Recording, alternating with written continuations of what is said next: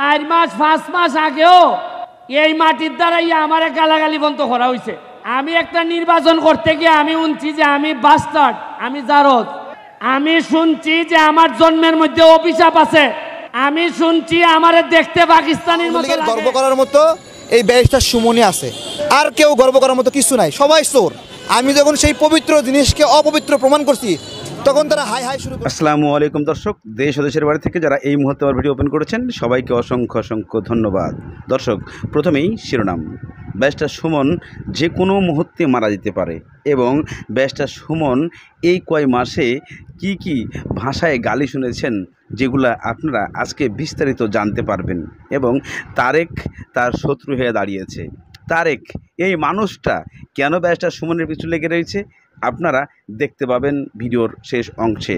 এদিকে ব্যারিস্টার সুমন বলেছে, আমি এই কয়টা মাস এমপি হয়েছি, আমাকে এমপি হতে আমাকে পাকিস্তানি হতে হয়েছে, আমাকে জারজ হতে হয়েছে, আমাকে আরও ইত্যাদি হতে হয়েছে। কিন্তু কেন? আমি কার জন্য করেছি? আমি হবিগঞ্জ 4 আসনের গরিব দুঃখী মানুষের পাশে দাঁড়ানোর জন্য করেছি। অথচ আমাকে আজকে এই কথাগুলো শুনে এ জায়গায় আসতে হয়েছে শুধু আপনাদের পাশে দাঁড়ানোর জন্য। আর আপনাদের পাশে দাঁড়ানোর জন্যই আজকে আমি ব্যারিস্টার সুমন কত কথা শুনেছি এই মানুষগুলার কাছে। চলুন শুনে আসুন। আপনারা বাচ্চাদেরকে পড়াশোনা করাই, পড়াশোনার লাগে যা লাগে আমি দিব। আমি নাও বাঁচতাম পারি। আমার যে শত্রু দাঁড়াইছে চিন্তা করতে পারতেন এটা দেশ বিদেশ মিলে যায়। কারণ উচিত কথা হইলে তুই শত্রু বেড়ে যায়। আমার মতো সাহস করিয়া মহান জাতীয় সংসদে এত শক্ত হইয়া সাহস করিয়া 4 মাস 5 মাস আগেও এই মাটির দ্বারাই আমার গালাগালি বন্ধ করা হয়েছে। আমি একটা নির্বাচন করতে গিয়ে আমি শুনছি যে আমি বাস্টার্ড, আমি জারদ। আমি শুনছি যে আমার জন্মের মধ্যে অভিশাপ আছে। আমি শুনছি আমারে দেখতে পাকিস্তানের মতো লাগে। আমি শুনছি যে তোর মতো ব্যারিস্টার ভাড় তোলে পড়ে। এরপরও আমি শুনছি যে আমি ইউটিউবার, ফেসবুক করি। আজকে আমার সামনে যারা আছো তোমরা, তোমাদেরকে বলতে চাই, জীবনে ভালো করতে গেলে, সফল হইতে গেলে সব সময় সাবের ছেলে হইতে হয় না, নিজের যোগ্যতায় হওয়া যায়। তা আমার প্রশ্ন হইল, 4.5 মাসে যদি 31 কোটি ভাইয়া থাকি, আরে আমি তো এমপি, আমরা তো মন্ত্রীও পাইছিলাম, জীবনে 49 আপনারা 5 টাকা পাইছেন, এরকম কোনো ঘোষণা আইছিলনি। টাকা গেল কই? কারণ আমি জানি এর লাগে তো এমপি সাহেব হইতাম চাই না, সুমন ভাই হইতাম চাই। কারণ আগামীবার এমপি নাও থাকতাম পারে, কিন্তু ভালোবাসা দিয়ে আপনার ভাই হইতে পারলে বই দাও আমি শান্তি পাইমু।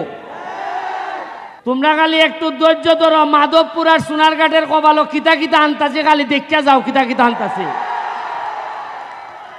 আরো তো অনেক রয়েছে, মমতা যত আইছে না এখনো।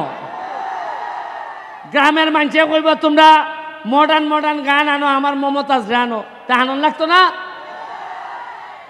খালি খেলা শুরু হইছে। আমার নির্বাচনের পরেই আমি কইছিলাম যে দর্শক, ইতিমধ্যে আপনারা ব্যারিস্টার সুমনের সেই বক্তব্যের কথাগুলো শুনেছেন।